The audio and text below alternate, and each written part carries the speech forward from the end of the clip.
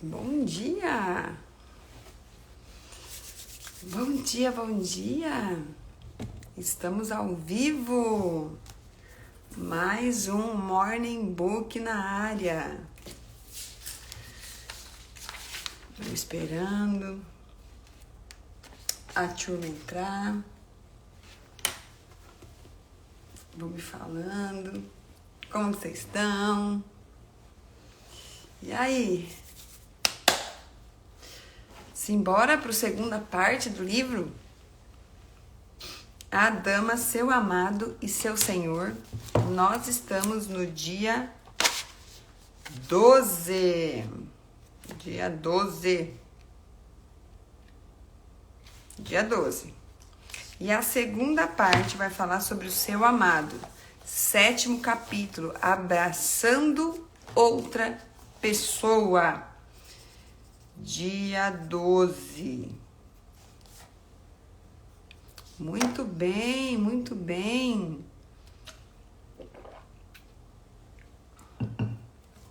Bom dia, bom dia. Estamos aqui para mais um morning. E vamos lá, vamos começar porque esse livro é denso, é extenso, e a gente vai podendo absorver o máximo que a gente pode do conteúdo que está sendo colocado aqui pelo TJ Jakes.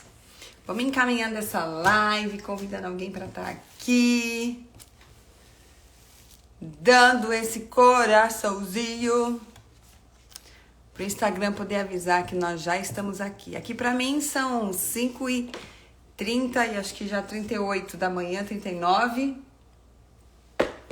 E simbora, colocando pressão nesse sol aqui. Vamos que vamos. Ó, começa assim o 7º capítulo. 2 jovens caminham pela praia de mãos dadas. É evidente que se amam. Não estão se agarrando nem agindo de modo inadequado, simplesmente irradiam paz e serenidade. Os olhos deles refletem harmonia interior. Quando sorriem um para o outro, é um olhar de confiança, compaixão e admiração mútua. Essa é uma relação muito especial, difícil de encontrar, mas vale a pena buscá-la. É bem mais fácil descobrir a paixão interna arrasadora que explode como um vulcão, liberando a lava ardente que queima as roupas, arranca os lençóis da cama e deixa o parceiro satisfeito e ofegante, em doce tranquilidade. Embora esse tipo de paixão possa ser bem estimulante, não indica necessariamente amor. De fato, em alguns casos, até prejudica nossa capacidade de reconhecer o amor verdadeiro. A paixão pode nos prender e também pode nos enganar. Olha só. Vamos ver onde ele vai nos levar com essa reflexão. A paixão pode nos prender e nos enganar, pode distrair nossos sentidos e impedir que percebamos quando um relacionamento está perturbado, ou pior ainda, é perigosa para a nossa saúde emocional e espiritual. Não estou de forma alguma sugerindo que nos tornemos insensíveis a ponto de não podermos perder totalmente o controle nos braços do nosso cônjuge. Porque iríamos transformar algo tão agradável numa troca clínica de líquidos corporais? O leito conjugal pode e deve ser um lugar para nos envolvermos em brincadeiras eróticas e excitantes. O que preciso destacar é que, às vezes, escolhemos nossos parceiros porque eles nos atraem fisicamente. E depois descobrimos que não há suficiente atração interior para sustentar-nos à medida que vão mudando. E eles mudam. As pessoas mudam. A gente precisa entender isso, que as pessoas, elas mudam, porque nós também mudamos. Nós também mudamos. Uma coisa a respeito da vida, caso você viva bastante, é que ela é o grande igualador. Os jovens venceram. Os que estão bonitos perdem em parte a beleza, e as linhas suaves da juventude dão lugar à aparência gasta da maturidade. Quando o relacionamento se baseia na atração física, o que acontece quando a beleza física se vai? O que acontece quando as chamas ardentes passam a ser um pouco mais do que um clarão? O verdadeiro amor é mais forte que tudo isso e pode suportar a passagem do tempo. O verdadeiro amor é como um vinho fino que fica mais doce quando se envelhece. Outro dia, uma jovem empurrando um homem numa cadeira de rodas apresentou-se diante da igreja reunida. O corpo do homem era tão torcido e o seu rosto uma máscara de permanente sarcasmo. Curvado para frente na cadeira, ele parecia ignorar onde se achava. Descia os degraus do púlpito para falar com a jovem e saber do que precisava. Tinham praticamente certeza de que a moça era uma enfermeira que cuidava daquele pobre infeliz, cuja condição o deixava dependente e desfigurado. Abaixei-me até a orelha dela e sussurrei: "O que posso fazer para te ajudar?" Estava certo de que desejava orações pelo seu paciente. Fiquei espantado quando a moça apresentou o homem como sendo seu marido. Com o queixo levantado e os lábios firmes, ela declarou que o casal queria fazer parte da igreja. Falou com orgulho, como se ele estivesse ao lado dela, com um terno de corte italiano. Embaraçado com as minhas suposições, mas lamentando o problema deles, tropecei à procura das palavras adequadas para aquela situação. Enquanto me demorava em responder-lhe, ela se abaixou para enxugar um fluxo de saliva que escorria no lábio do marido como um fio de macarrão. Depois de cuidar amorosamente dele, a jovem ficou de pé para continuar o pedido. Explicou que o marido sofrera um terrível acidente que o deixara completamente incapacitado. Um dia, ele fora um homem saudável, vibrante, viril. E no seguinte, era aquilo que estava sentado na minha frente. Tive de esforçar-se para engolir as lágrimas, enquanto me senti primeiro cheio de admiração e depois de respeito por uma mulher que podia amar aquele homem e tratá-lo como um tamanho afeto. Poxa, de fato, a nossa vida tem momentos que aparecem assim, né? Puf, e vira uma coisa para outra. E falando agora sobre esse caso, sobre essa questão desse acidente, essa jovem cuidando do marido dela, me veio algumas lembranças de que a gente não tem certeza de nada. Vocês pararam para pensar? Nós não temos certeza de nada. De nada. A gente tem que ter convicções de quem nós somos, nós temos que ter convicções da nossa real identidade, da nossa autoimagem, para a gente fortalecer tudo isso. Mas, de fato, nós não temos certeza de nada. O amanhã não pertence a nós. Não pertence a nós. E por isso que quando a gente, na mentoria de ontem, a gente falou sobre o medo, né? Então, quando a gente tem medos, a gente precisa ter a ousadia dos céus mesmo e encarar esse medo. Porque não dá pra gente paralisar num mundo onde eu não sei daqui a um segundo o que acontece. Porque o meu corpo é físico. O meu espírito já é. O meu espírito já tá lá. Agora minha alma precisa ir. Precisa corresponder. Mas eu sei que é difícil. Mas a gente precisa ser ousado. Por quê? Por quê? Porque eu não sei o dia de amanhã. Não vou ficar esperando para viver algo que eu queria viver, que eu poderia fazer, mas às vezes por uma situação de inconformação, uma sensação mesmo de de vitimismo, pela associação, a situação eu acabo não fazendo. Mas eu tô literalmente perdendo tempo de viver o melhor de Deus nessa terra. Eu tô perdendo tempo. Se eu colocar esse drive mental na minha cabeça, que se eu não fizer o que eu tenho que fazer aqui, eu tô deixando de viver o melhor de Deus, poxa, eu vou fazer um esforço todo dia, além daquele que eu posso para fazer algo novo. Todos nós queremos alguém ao nosso lado com quem possamos contar em qualquer situação, bem ou mal. Este é o amante que importa. Quase todos pensam que o bom amante é aquele que sabe desempenhar proezas sexuais com grandes habilidades e sensibilidades. Isso seria ótimo se passássemos a vida inteira na cama. Mas a verdade é que o homem amante não começa nem terminou no quarto. O bom amante é aquele que fica quando todos os demais se vão. Não importa se é tão ágil quanto um gato e tão sensível quanto um nervo exposto. Se esse homem não a amar sinceramente, perderá um significado. Amar o corpo não basta, sua mente e seu espírito também precisam ser cuidados. Percebe que tudo quando a gente fala, até o T.J. Jakes, quando ele está falando nesse livro praticamente todo até aqui, ele fala da relação da nossa mente. Não é só o corpo, é o corpo, a mente e o espírito. Por isso que eu gosto de trabalhar nessas 3 áreas, o corpo, a mente e o espírito.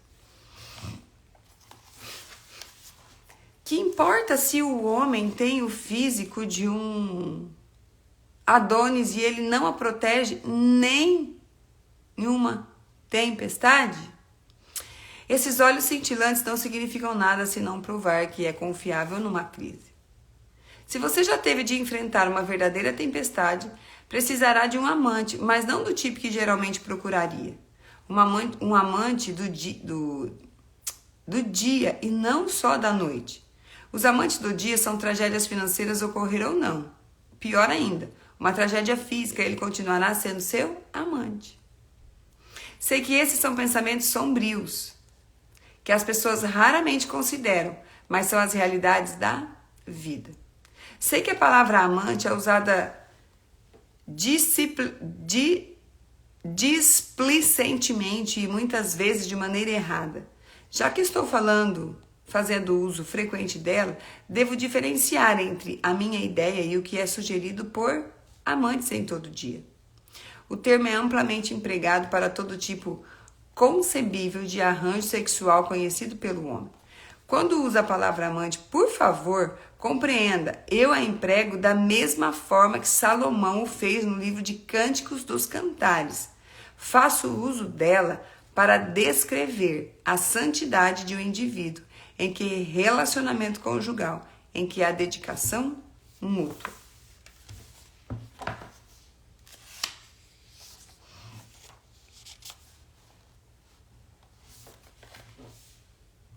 O que ameaça a nossa sociedade é o fato de que muitos se tornaram tão frustrados que alteraram o plano do mestre para adequá-lo à sua própria situação e à sua necessidade. É ilógico, porém, desenhar um mapa para ajustar-se ao fato de estarmos perdidos. É isso que fazemos quando entramos em pseudos casos de amor. Eles limitam o casamento e, na verdade, zombam dele. Compreendo que muitas dessas pseudo-correlações são sinceras e importantes para os parceiros, mas é possível estar sinceramente errado. A palavra de Deus deve ser o nosso mapa, então nós devemos segui-la. Se nos perdermos, é preciso lembrar que jogar fora o mapa não nos ajudará a encontrar o caminho da casa. Essa questão do relacionamento conjugal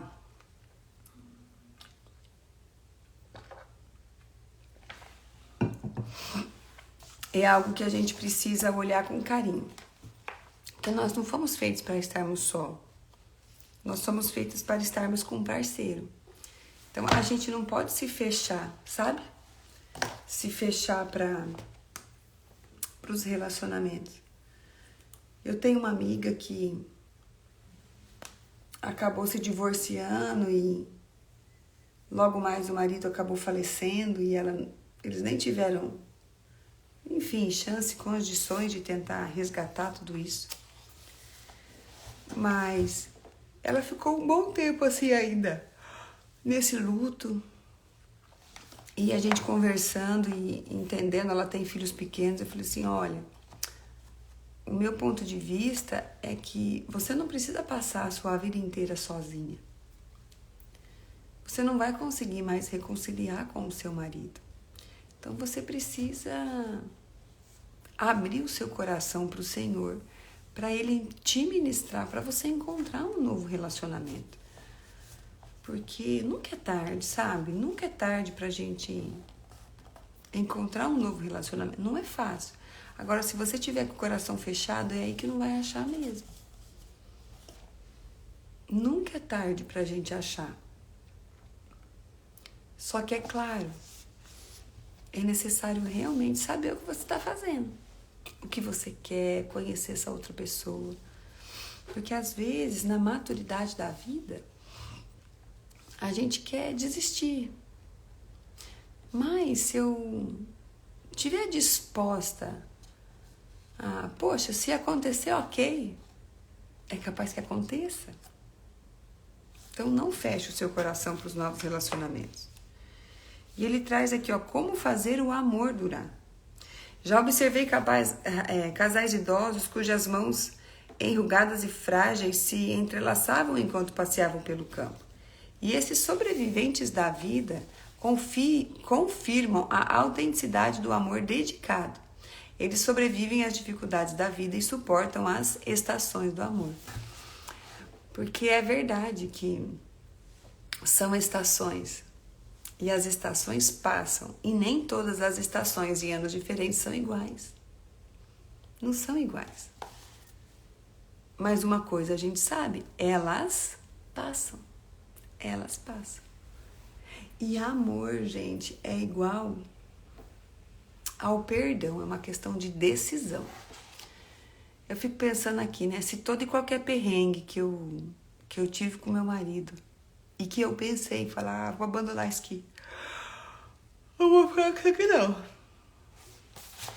Eu não tivesse persistido, orado, buscado estratégias, eu não estaria quase 15 anos casada. Se eu não tivesse olhado para o princípio da família, se eu não tivesse mudado o meu drive, gente, eu não estaria casada. Eu sei que é difícil, porque o relacionamento é difícil. E às vezes as pessoas olham o meu relacionamento hoje e falam, nossa, que maravilha, tal, e tal, e tal. Sim, eu louvo a Deus por estar uma maravilha, mas ninguém viu os perrengues que a gente já passou. As tretas que a gente já enfrentou junto. Entendeu? O casal que está junto há algum tempo continua aquecido no inverno do amor. O fogo do coração dele impede o frio de entrar. Então, como esses casais fazem? Como conseguem permanecer juntos tanto tempo? Eu os observo quando se desviam do tráfego matinal no parque. Pessoas que se exercitam correndo ou de patins passam apressadas por eles, mas os dois parecem não notar. Só percebem um ao outro enquanto andam pelo parque e conversam e escutam um ao outro. Cada um pronuncia com a sua voz carinhosa o nome do outro, dando a entender que se sentem tão à vontade com o outro e o outro como se estivessem como um par de chinelos velhos. Continuam sendo amantes, mas mais que isso, são amigos. Você se lembra dos dias que os meninos pensavam que as meninas eram boas amigas, mas a ideia de beijá-las parecia idiotice? Só mais tarde, quando lutamos com nossos amiguinhos e de repente sentimos o calor diferente no corpo, é que notamos que todos não eram o mesmo que tocar os garotos numa partida de futebol. Esse foi o primeiro estágio do amor para nós, simples e platônico. Um amor pré-sexual, um amor mais apoiado na amizade do que no erotismo. Perdemos essa amizade fácil quando nos tornamos sexualmente obcecados. Passamos então a vida inteira tentando voltar à amizade por meio do sexo, e não é assim. Não é a ela que acabamos voltando nos últimos anos, quando a paixão se esvazia e a comunicação emerge. Voltamos à casa de areia, acabamos dando risadinhas no terraço da frente, fechando os dentes num copo d'água e com o rosto enrugado, aberto num sorriso. De fato, a sociedade ela tem erotizado as relações e a gente precisa cuidar disso. A gente precisa cuidar aonde está o foco mesmo. O foco dos nossos relacionamentos, o foco do nosso coração. Porque um coração, quando ele fica dolorido, ele grita muito mais alto do que os lombos doloridos. O amante maravilhoso é aquele que beija o corpo e vai além, beijando a alma. Sabe, então essas relações a gente precisa cultivar nos relacionamentos. O que você quer obter é um amor firme, experimentado por irmãos que sabem que foram gerados pelo mesmo corpo e nasceram no mesmo útero? Minha sugestão é equilibrar esses momentos magníficos com alguém que signifique algo para nós fora do quarto. Estou aconselhando que a raiz do seu amor seja ancorada em sua admiração por essa pessoa, depois acrescente a atração. Sabe que um tempo atrás um colega nosso virou para o meu marido, né? E eles estavam falando sobre relacionamentos, sobre as esposas, sobre relacionamentos. E uma coisa ele afirmou e me fez lembrar disso. Aqui está falando sobre admiração. Se você não admirar o seu parceiro, se você não admirar a pessoa que está ao seu lado, deixa eu falar alguma coisa para você. Vai dar ruim em algum momento. Você precisa admirar pelo menos uma coisa na pessoa que caminha ao seu lado. Uma coisa. E essa vai validar muitas das outras que você acha que está descompensado no seu parceiro. Mas tenha admiração. Tenha a admiração. Porque se você perder a admiração, eu penso que 90% está sendo escorrido pelos dedos, sabe? A admiração. Muito, muito poderoso.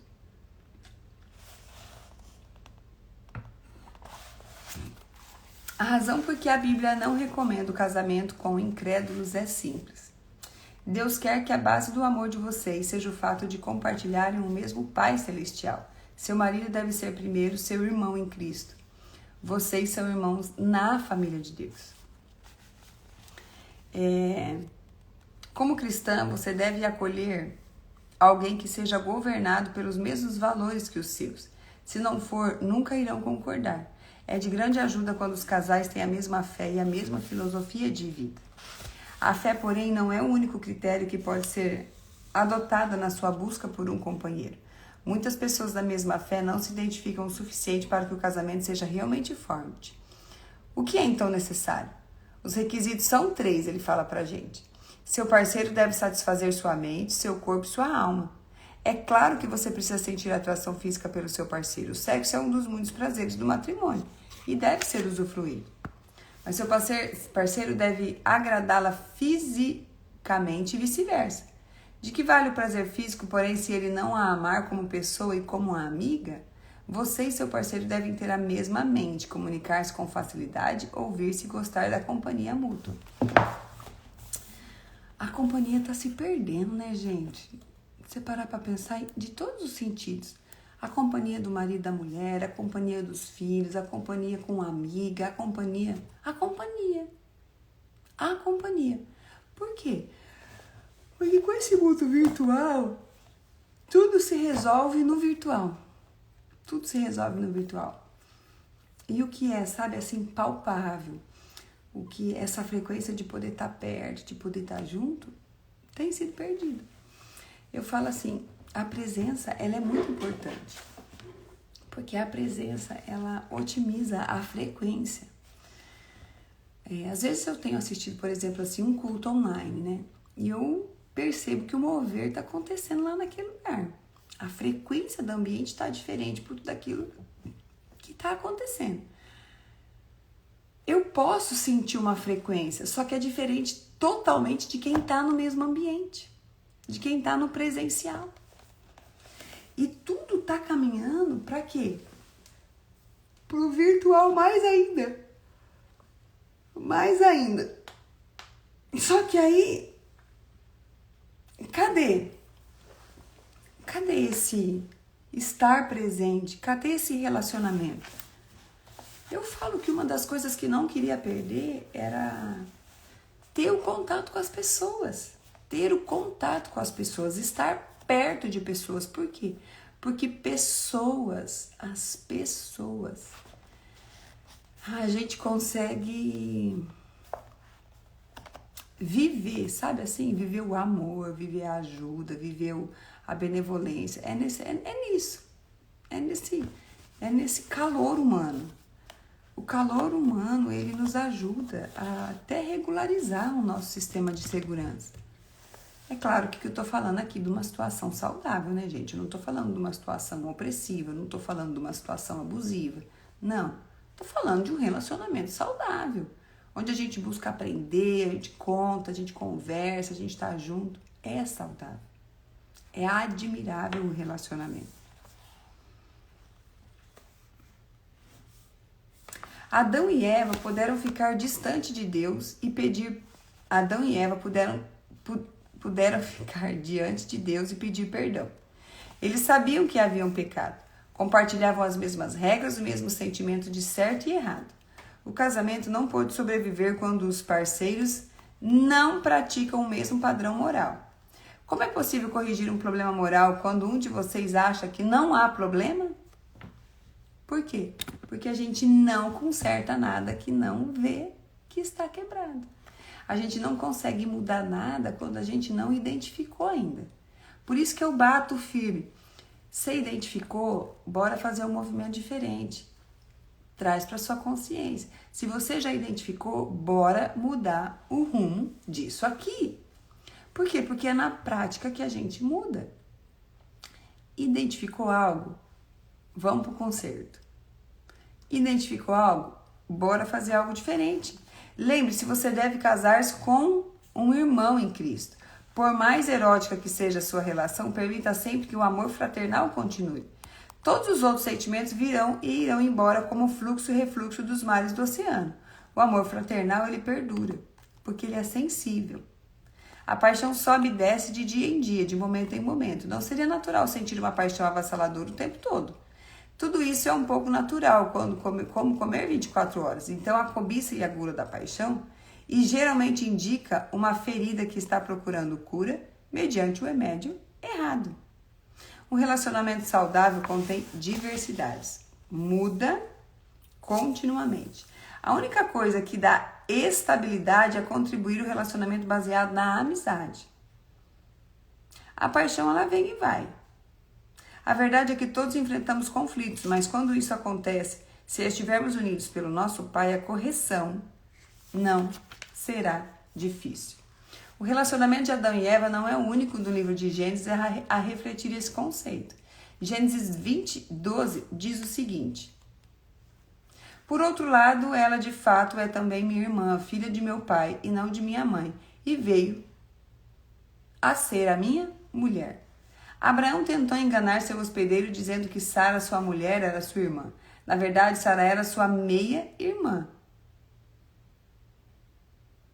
Embora isso seja reprovável hoje, era uma prática comum naquela época. Os personagens da Bíblia no Antigo Testamento sempre insistiam que os filhos se casassem com parentes consanguíneos, por saberem que a família era um elo forte que se perpetuaria por meio da mesma fé e da mesma filosofia de vida.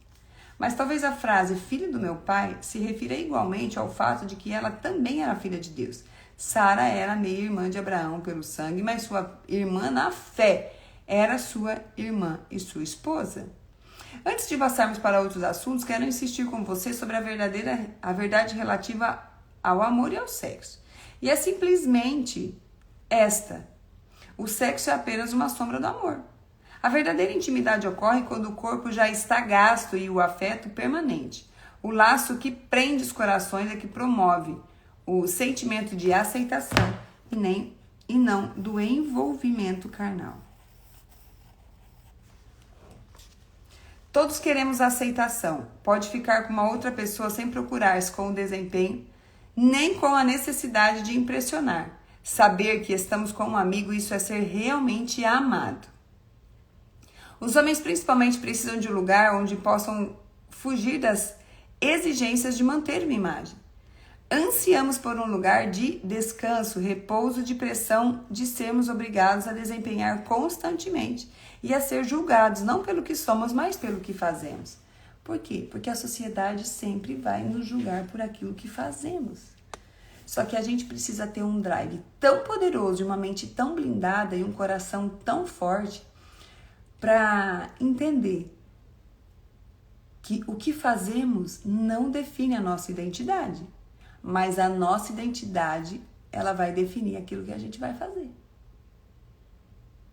Por quê? Porque quando você sabe quem você é, o que você faz é um reflexo de quem você é e não um ponto final. Por isso que é interessante, é importante a gente entender essa hierarquia.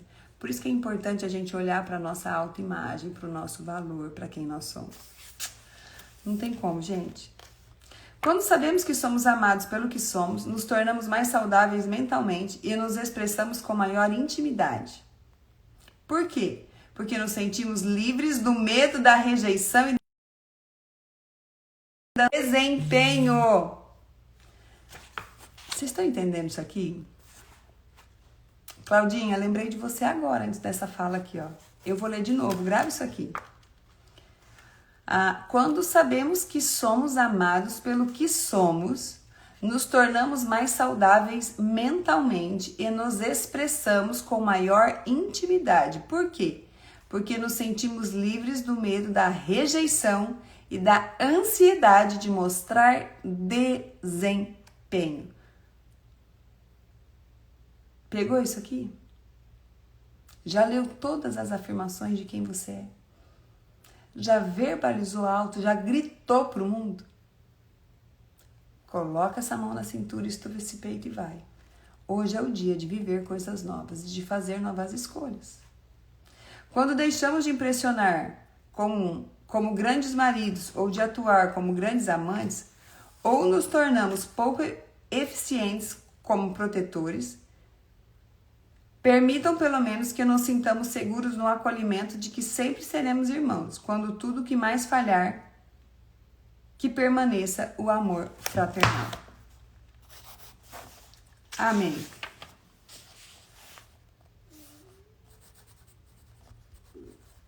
A gente está entrando numa fase desse livro aqui que ele vai falar sobre relacionamentos. Antes dele chegar à terceira etapa, que vai falar sobre o Senhor. Então, nós falamos da dama, das relações da dama, e nós estamos falando agora da relação do relacionamento, né? Do relacionamento, do cônjuge, desse amante, desse amado. Então,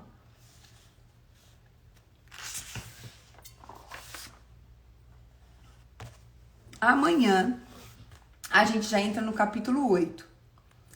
E esse capítulo 8, ele vai sugerir para nós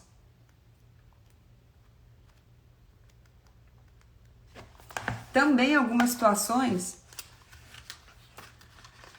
poderosas para a gente poder olhar. E deixa eu te falar algo, não nega isso não. Não nega esse conteúdo não. Deixa os seus pensamentos fluírem sobre isso. Falo que por mais que... Eu nunca falei aqui, né, abertamente sobre a questão dos relacionamentos, sobre a questão do amado, do cônjuge, mas fala muito e ecoa muito sobre a nossa identidade também. A gente precisa ter um relacionamento saudável com os nossos maridos, com os nossos parceiros, com as pessoas que estão ao nosso redor. Precisa ser saudável, precisa ser sincero. É claro que a nossa sinceridade, ela não precisa ser Eu falo assim que a sinceridade ela tem que ter a sabedoria também. Não é a gente falar tudo a todo momento, sabe? Mas é a gente poder ser sincero mesmo e ter a sabedoria no falar.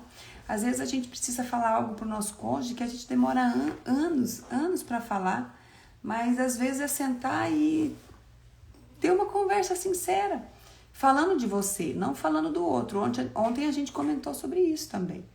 A gente precisa falar mais sobre nós, sobre aquilo que nos fere, sobre aquilo que nos ofende, sobre aquilo que a gente gostaria, que a gente deseja, ou que a gente mesmo gosta. E essa conversa precisa ser sincera, porque parte de quem eu sou, parte das minhas percepções. E daí, se nessa fala tiver ajustes, se nessa fala, na comunicação, precisar ser resolvido algo, você tem a clareza de que você está falando de você e você não está acusando o outro. Acaba ficando mais leve. Eu sei que algumas pessoas não têm maturidade para ouvir isso, não. Não tem, porque acha que o falar é um vomitar na vida das pessoas. Eu falo isso porque eu não tinha sabedoria de falar. Eu muitas vezes, quando eu falava, eu já estava com o meu estupim tão curto, porque eu engolia muita coisa, eu engolia, e a hora que eu precisava falar com sabedoria, eu não conseguia. Por quê? Porque eu não tinha desenvolvimento emocional para lidar com aquilo. Então, eu não conseguia me expressar de uma maneira diferente. Hoje, a hora que eu tô, por exemplo, aumentando meu tom de voz, eu começo a já, opa, você não precisa disso. A hora que eu já vou dar uma resposta atravessada, eu respiro antes e falo, opa, calma, você não precisa disso. Então, a gente vai aprendendo, a gente vai se desenvolvendo, a gente vai identificando. E com as identificações, a gente vai fazendo os ajustes no trajeto. E isso também é no nosso relacionamento conjugal, no nosso relacionamento com o nosso parceiro.